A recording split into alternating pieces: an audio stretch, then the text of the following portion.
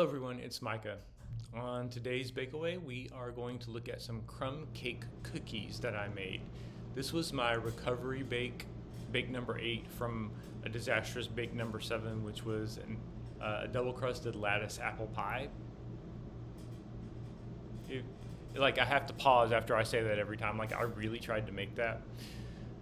So I went back to level set my level of baking expertise, and I went back to something that I felt pretty confident I could do, and I regained my confidence with this one. Let's get into it. Crumb cake cookies. This is the page of the recipe book.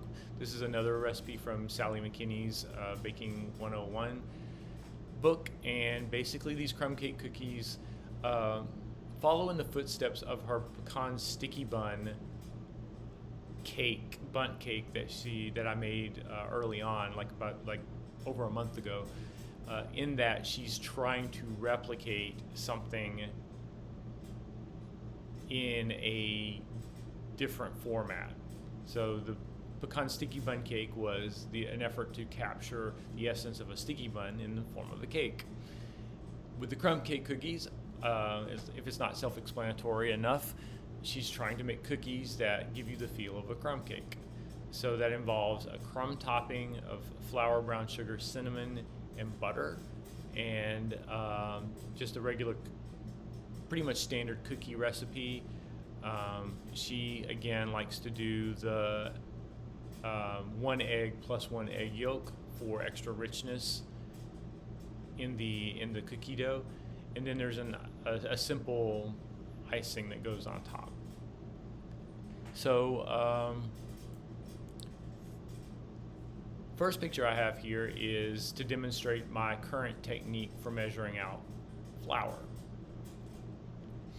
So you can see in this photo there is my canister of all-purpose flour, and then you have a sifter in a bowl and a scale, and then you have another bowl with a larger sifter. So there are 2 portions of flour in this recipe, one for the crumb cake topping, and that's what the 63 grams of flour is for, and then there is the larger portion of flour which goes in the actual cookies. So my current way of measuring out the flour is to just take a regular old spoon out of the kitchen and spoon it into the bowl that already has the sifter in it on the scale. That way you don't have to worry about the sifting piece right away. You can actually do your MEP without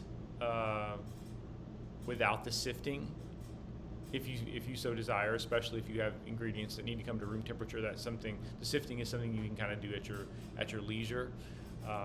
But anyway, so this is like my current method, and I wanted to kind of document that. We went back to the tragic apple pie. That was literally a flashback. Okay, so now here is my mise en place. I've committed myself to only saying that once per video, so there you go, and I'm not saying it again. I think you can see the confidence here, right?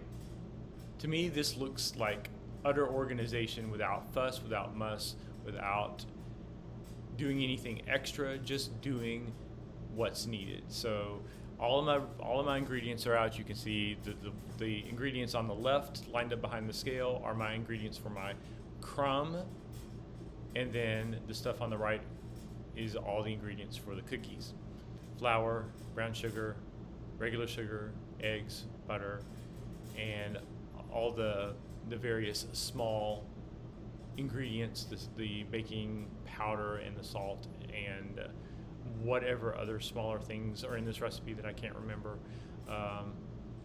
And so I think I pulled this together in maybe 15 or 20 minutes. I'm getting a lot faster at this. So, and I think, like I said, I think the confidence is starting to show when it comes to my prep work. I don't know what's different about this. Like, what is different about this? I think maybe I pulled out a few extra things that I'm going to use So this is like an MEP plus with a spoon and a knife and like a ramekin to hold the eggs once I crack them, you know, a couple extra things there. So now here we are again, and this is everything completely divided out. Half a stick of butter is for the crumb coat topping, or the crumb topping, and then the rest of the butter is for the cookies. We've got the egg, the one egg plus that one egg yolk already cracked in the ramekin. We are like ready to go here. Absolutely ready to go. So the toughest part of this recipe, which shouldn't have been the toughest part of this recipe, was the crumb topping for the cookies.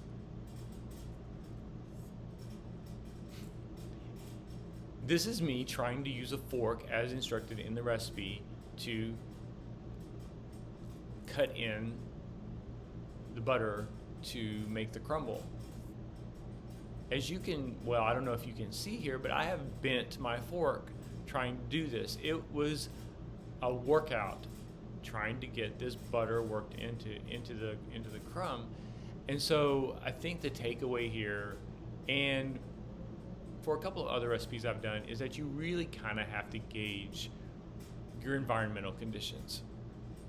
If I remember correctly, it was somewhat cold in the kitchen in the condo here when I was making this. So the conditions are already kind of cold when it's, say, like 65 degrees versus 72 or 73 degrees, it seems to make a real difference about how much the butter will soften over the course of an hour. So even though this butter had been sitting out an hour, it was not soft enough to combine into this crumb with a fork.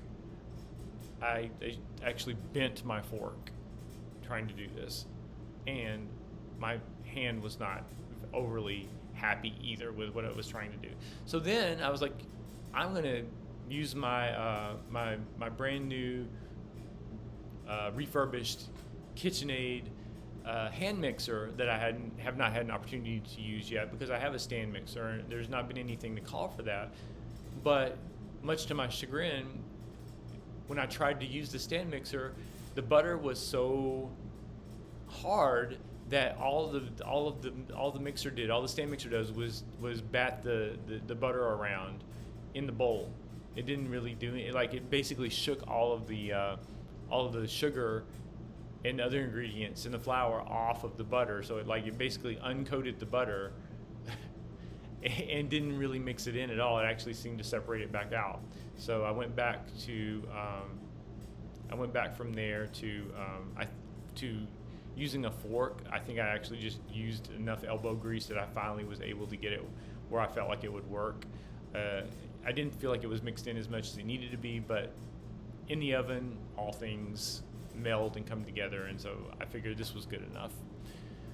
That was the hard part. Making the cookies was easy. This is where I whisked together my dry ingredients, and then I put the brown sugar, the granulated sugar, and the butter into my stand mixer with a paddle attachment, and we creamed that together, and then after that added the eggs and the vanilla, which you can see at the bottom of the screen there.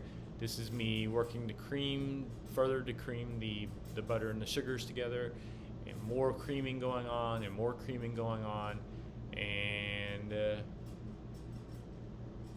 this is where I've added in, I don't know why the flour looks so dark in that picture. I guess it's just the shadows. It looks very dark. But this is where I started pouring in the flour into the cookie mixture. Making cookies is not difficult, and it's not something that requires a lot of explanation. You cream the butter and the sugar, add the egg, and then add the flour, and mix it all together. So, and then you have cookie dough. And then I covered my cookie dough to chill, put it in the fridge. And again, look at the mess I made. at some point I'm going to get over the fact that working in the kitchen and baking is messy, and I'm going to stop taking these pictures. But until then, you will be subjected to these pictures. So now we have the cookie making process. This is after 2 hours probably of the chilling of the dough. Oh, and the other thing that I really have an issue with this recipe about, made me a little bit upset, is that in the recipe they say, and I say they, Sally, she wrote this, her name is on this book. Sally, what you said was make the crumb coat first, then put it in the fridge to chill, then make your cookie dough, and then put that in the fridge to chill. It took me like 15-20 minutes to make the crumb topping. Why would I do that first when the cookie dough is the thing that you're timing that needs to stay for 2 hours in the fridge? To me, it would make a lot more sense to have had the recipe say make the cookie dough first, and then while the timer is already starting on getting the dough chilled for 2 hours, you could make the crumb topping. I guess for her it just takes 30 seconds to make the topping, so it was like whatever. But for me, it definitely extended my total prep time considerably by doing that first and then having to wait the 2 hours after I'd made the cookie dough. So that was an issue. But this is the very first cookie I made. Basically, the process here is to get your cookie dough. I just pulled it out of the bowl with my hand and formed a ball. Weighed it on the scale to make sure I had even portions, and then I think it was maybe 30 grams per cookie. And then what you do is you use your finger to make a bowl. You turn the cookie into a bowl, and then you dip the bowl in the crumb coat topping to fill the bowl of the cookie completely with the crumb topping. So that was the process. And then these are all the cookies made. And I had crumb, some of the crumb cake topping left over after I had dipped all the cookies, and so I just sprinkled that over the top. That wasn't in the recipe. I just didn't want to waste the extra topping. And after 15 minutes in the oven, and this is one thing that I haven't talked about a lot recently, but I'm getting better and better acquainted with my oven, and realizing that it is a lazy oven. So in order for me to bake something at 350, I have to set it for like 365, and then while it's baking, I still have to go in and reset it so that it tells me what the temperature really is in there and heats it back up again. So on balance, I'm able to pretty much have the oven at the right temperature per the recipe. So these cookies baked up pretty much perfectly, pretty much exactly how I wanted to. And I love those extra little brown spots on the side from where I sprinkled the extra crumb coat. Those were delicious to snack on. And from there, they transferred after I think maybe 10 minutes of cooling. You transfer those over to wire racks. And what happened? Oh, I guess that's it. There's not really any texture to show. I could have broken open a cookie and showed it to you, but I did not. You can pretty much imagine. You can tell that they're not underbaked. I'm not hiding anything from you. They turned out really well. Now, I guess the final thing I'll talk about here is the amount of cinnamon I used. I think I may have gone overboard on the cinnamon. The last time I baked a recipe that used cinnamon, to me the cinnamon flavor was too faint. And my explanation for that was that I was using cinnamon that I had ground myself. And because my grind was likely not nearly as fine as the grind that the supermarket uses when you buy their ground cinnamon, I was probably by weight using a lot less cinnamon than is recommended or than the recipe called for. So I doubled the amount of cinnamon in the crumble for this recipe, and it was almost like a hot, sharp cinnamon flavor from these cookies. The people who had them said they were really good, but to me, and I really like cinnamon. It didn't bother me that they had a strong cinnamon flavor, but I think it might have been overpowering for some people. So I'm going to continue to monitor um, how I measure out cinnamon in my recipes if I'm going to continue to use fresh cinnamon that I grind myself. But all in all, it was a really successful bake. The cookies came out perfectly. Um, what I'm dealing with at this point is this challenge of challenging myself. I feel like at this point I know how to make this type of cookie. So do I continue to hone my craft, or do I move on and just say, you know what, I've got cookies down, let's go on and do something more challenging? This is where I find myself right now. To some degree, even though I've only made one layer cake at this point, I almost feel the same way about that, because I feel like the mixing and baking of cakes is something that I'm already kind of okay at. I don't want to get bored with the process. And I also don't want to develop false confidence because I keep making the same types of recipes over and over again. So it's what I'm working through right now.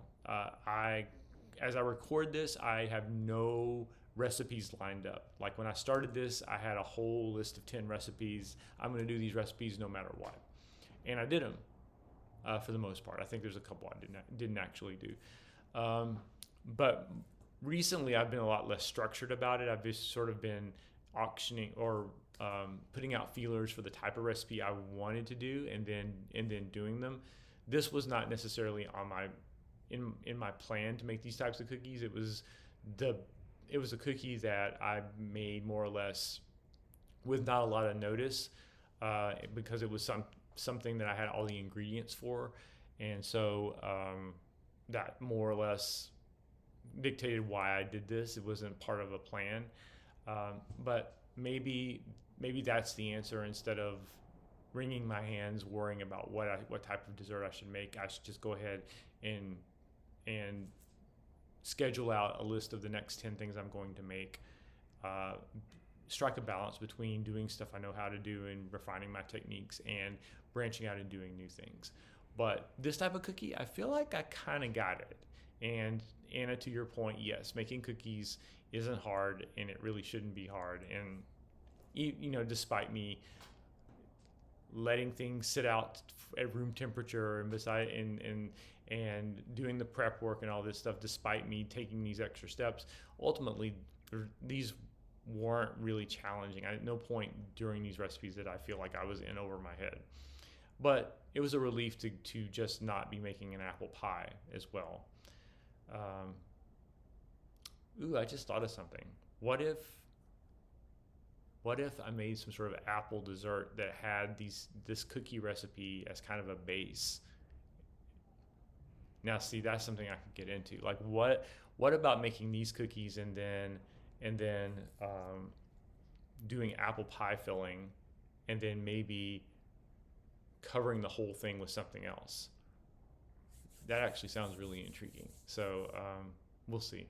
I'm still pretty far away from developing my own recipes. I still feel like I need to get a lot more of the basics under control.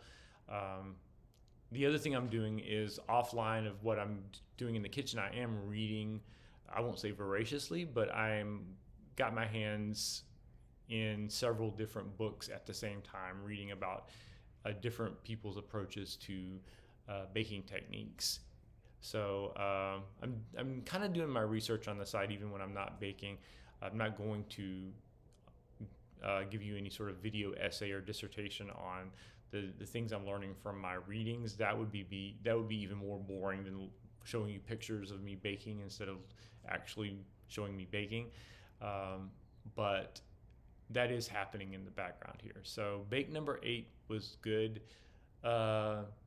Today's Bakeaway cookies, check. Okay, y'all. I thought I was done, but I'm going to tack this onto the end of my video because I've realized that I forgot about the icing for these cookies. To some extent, like I saw, like I went to the next photo and I was like, oh, this is a different bake, but actually this was my MEP for my icing, which was just really just very standard icing with confectioner sugar, some milk, and some vanilla. And so this was my setup for that. Sifted the confectioner sugar, added in the. And this is after I sifted that, and then I mixed in the milk, and you just have to whisk for a while, and eventually the moisture permeates the mixture, and you've got frosting. I guess I missed the part where I actually turned it into a complete liquid, but making icing for cookies is pretty rudimentary. I didn't need a recipe for that, but this was what the cookies looked like once they were iced. There you have it. Now we can stop the video.